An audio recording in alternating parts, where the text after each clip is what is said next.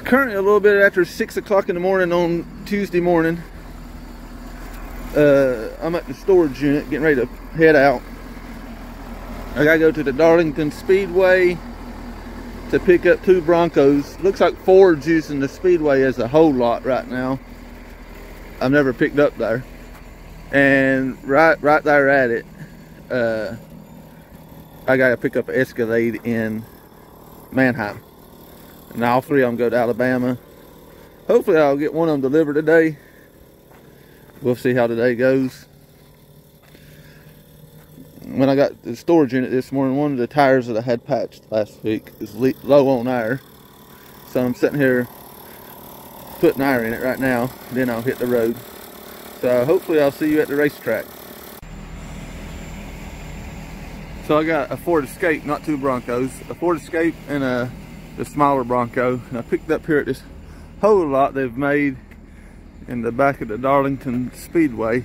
He said it only took them 3 days to load the lot up, and they're not coming back after all the Broncos are gone. I don't know. So now I'm gonna go to that metal building back there in the background, to Manheim. I'm gonna go there and pick up the Escalade.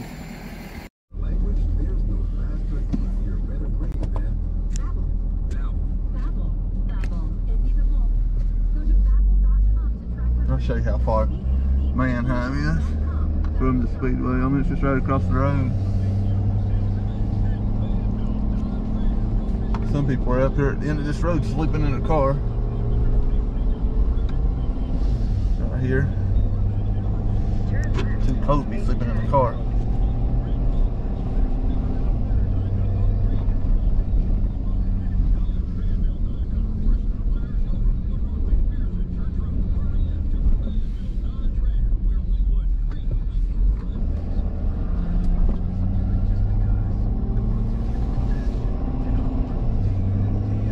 So this right here is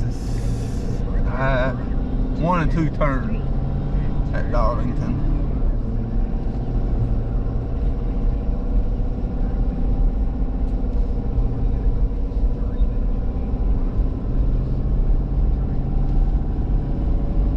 The guy that bought the Escalade, or the car lot that bought the Escalade, didn't give me no information on it, so I'll probably be here for a minute trying to figure out which one I'm supposed to get.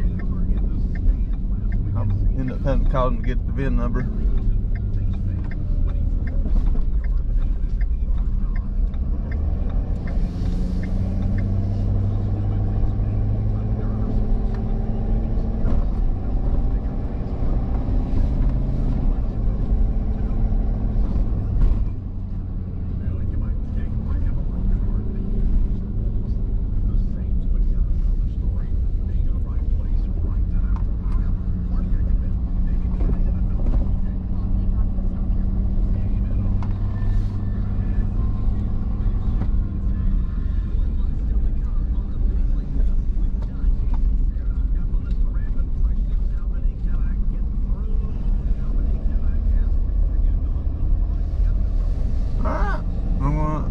Load up and then hit the road. Alright, I got this Escalade loaded up. I got the window rolled down because I can't find the key inside of it. Hit every hidden compartment in it, but it's cranking. We'll start going to Alabama now. I just seen I got another screw in another tire, a different one this time.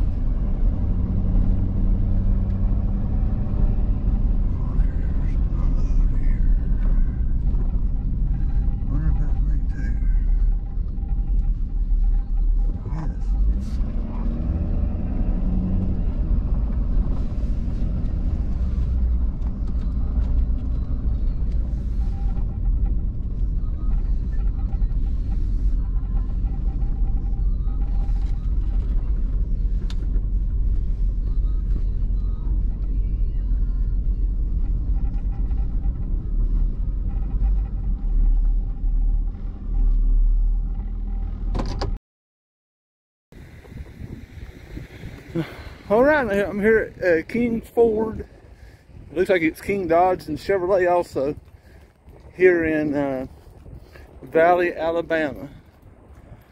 Travis, do you recognize that truck stop over there? So, it's currently about 2 o'clock Central, so probably 3 o'clock their time, 3 o'clock my time, I'm sorry. And I'm going to try to get to Dothan and deliver this Escape. I did my 30-minute shutdown right here. So let's go and see how far we can get.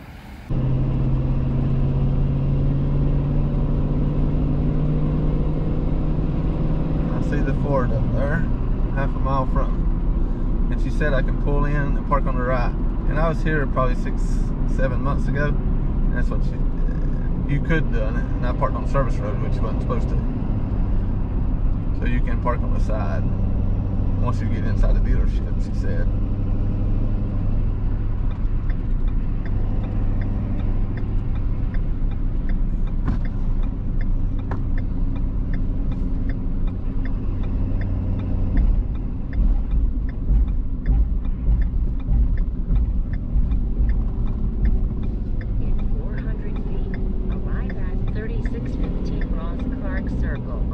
He's got a roadblock.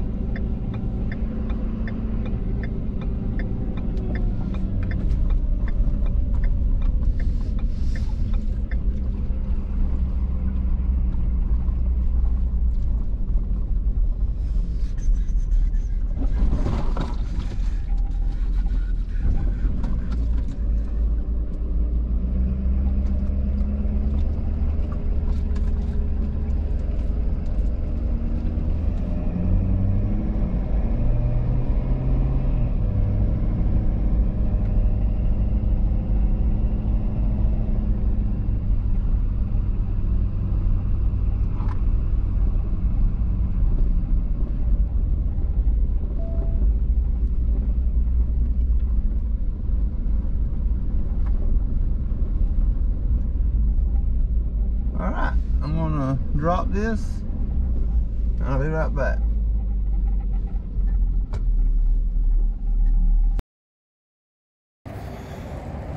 Alright, it's currently 7 o'clock Eastern time, 6 o'clock Central, and I got here to the Quality Inn in Marianna. So the recap of the day is I picked up the 3 vehicles in Darlington and delivered one in Valley, Alabama, and one in Dothan, Alabama. This Escalade is going to Mobile, Alabama, and I got one to pick up. I really ain't looked for loads today. I got to pick up one in Milton, Florida, which isn't far from here, but I'll get it on the way back. So I'm going to call it a night right now, and I'll see you tomorrow. It's a little before 6:30. I'm gonna get ready to head to Mobile, Alabama. A 2.5 hour drive there to drop that Escalade off, and then I'll be heading back. And then probably at the rest area today, I'll try to find a load back home somewhere. So I'm gonna finish this pre-trip and hit the road.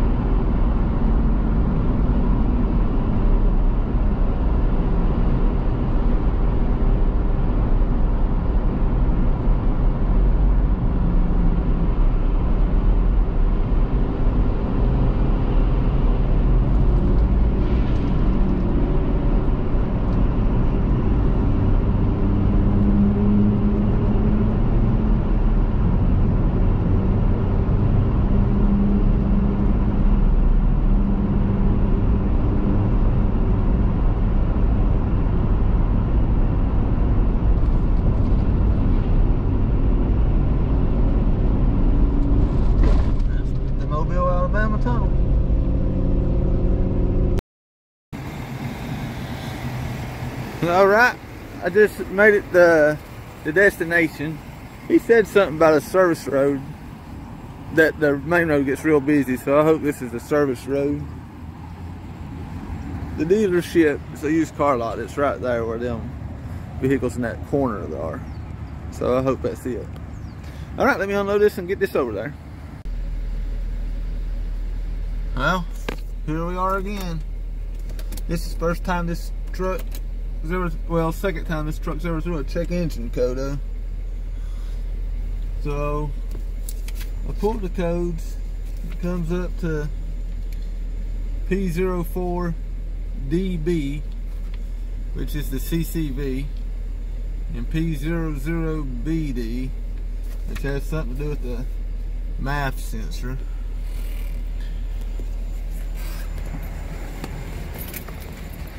I made it to Jameson Inn from where I was at, and I'm empty. I had one booked earlier, and I even was in the dealership to pick it up. About 3 miles before I got to the dealerships, went through the code today, and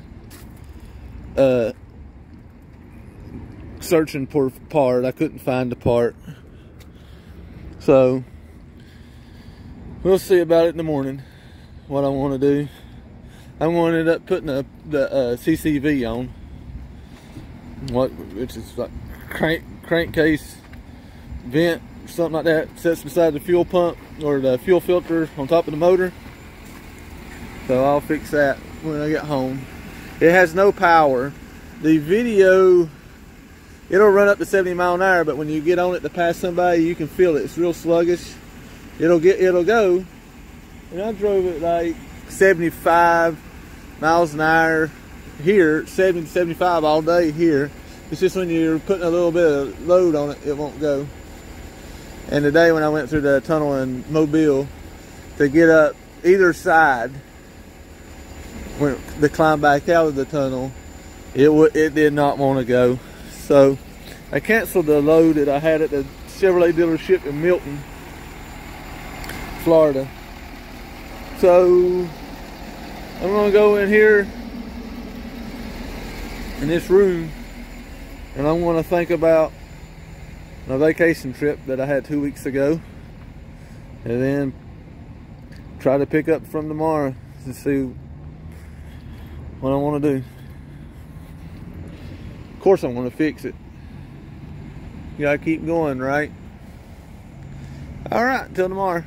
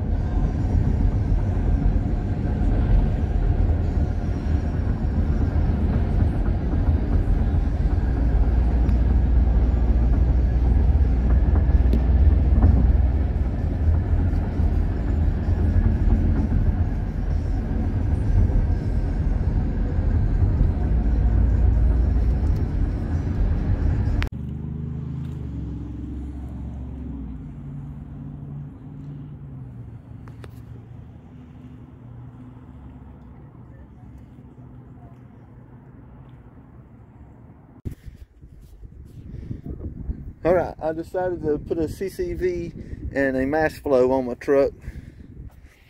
When I took the hoses off, I did see it blew a little bit of a hose off. It didn't rip the hose, but where it bolts onto a metal flange, whatever, it wasn't sealed tight, and it had blew it off. But there's the part number for the CCV at Ford. And I went to Ford, bought it for I think it was $156, maybe. And this is it. You'll end up having to put that heat shield on it. I'm getting ready to put it on right here in a second. And here's the old one.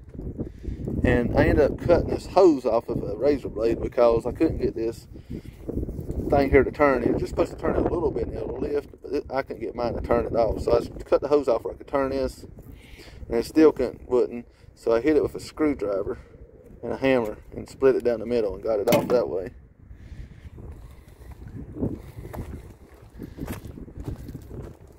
So it goes back right there. There's some good videos. I ain't gonna show you how to install it, but there's some good videos that show you how.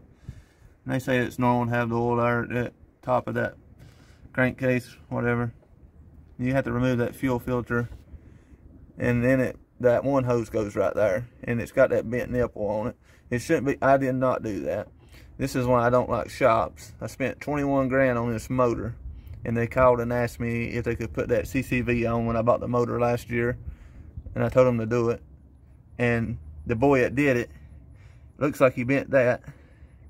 He also bent the downpipe on my truck, and I lost my truck at Beach Ford for 7 weeks while they tried to find out what he screwed up on it. And meanwhile, Beach Ford charged me $4,000 for a steering box and told me it was a steering box making this big winding noise. And that's what they diagnosed, and I took it back, and it was I lost my truck a total of 10 weeks over a motor. So that's why I try to do it myself. So I'm going to try to get everything back together here. And I got a mass airflow sensor too to put in it. Alright, there's some good videos to put this on, so you'll get an idea how to do it if you watch them. Alright.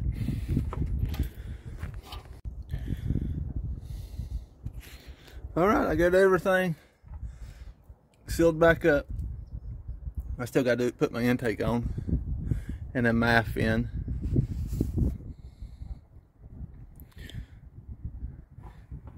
Sometimes they'll say, well, in the videos I've been watching, which there's some good videos for that, they say on this rubber boot right here to put it back on to take a 90-degree hook, but I just took a 90-degree interior panel clip, and I started at the bottom of the flange there, and it popped right on after you get it started. And that hook might put a hole in it. That's the only difference on some of them videos that I would do. But other than that, I mean, I did see comment. I didn't get that price, but I did see comments where they said this was $1,200 at Ford, and the part was $156. I started on it a couple hours ago and took a couple of breaks. So I never want to do another one though. But if I have to, I will. There's the MAF sensor part number. I ordered that yesterday. It was there this morning. I done installed it. All it is them 2 screws. And here's the one I just took out of it. I don't know if it's bad or not. I don't know how. I mean, it looks dirty, or it's got black stuff on it, but I don't know if it's dirty or not. I'm not going to throw it away. I'm going to see if you can clean them or whatever.